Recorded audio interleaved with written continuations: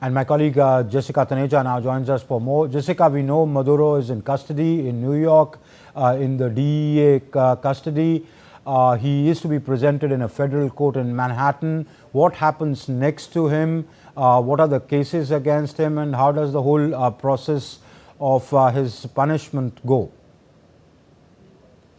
Well, if you look at the last precedent that was available for us to see, a leader of a Latin American country who was, captured in similar manner was the leader of Panama, Noriega. And if you go by the past as to what it reflected in terms of the American strategy and the legal systems at play here, well, in 1992, he was brought in 1989 during George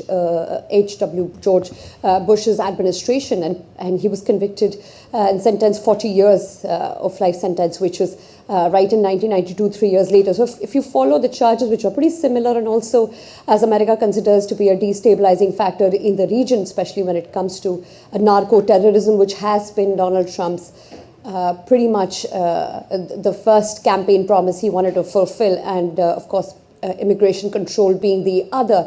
And with that given into consideration and how the DEA is approaching with it, well, the charges were listed back in 2020. Now, this time around, they also mention his wife and his son. His wife also, as we're given to understand, was taken from their compound in Caracas in Venezuela, that late night operation. Absolute resolve is what the Americans call it.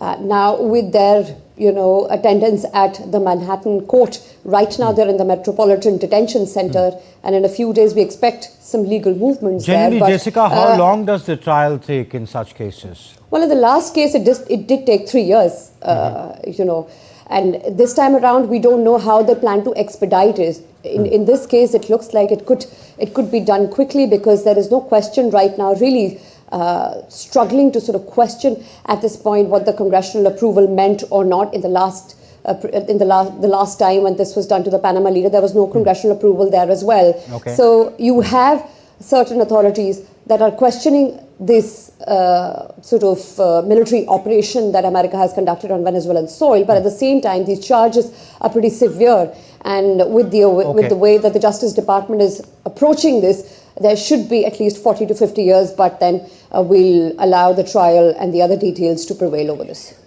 We know how the world has reacted. What is the political reaction inside the United States?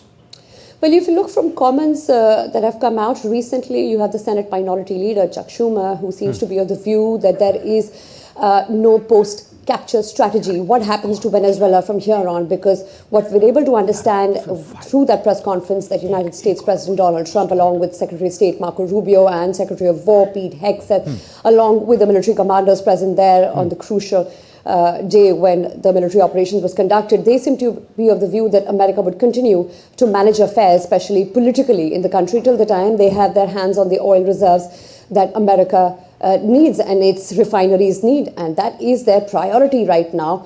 Well, when the questions were asked about what happens to the existing aides of Maduro, for example, the vice president who has now been made charge by the courts in Venezuela, will she continue? When a question was posed to Marco Rubio on that, he said that they had a conversation, but soon after you heard the vice president say and demand release of Nicolas Maduro. So there's a lot of political instability, but right now what America would want to ensure is that they have complete control over the political, domestic, economic affairs of Venezuela and find stability in few years.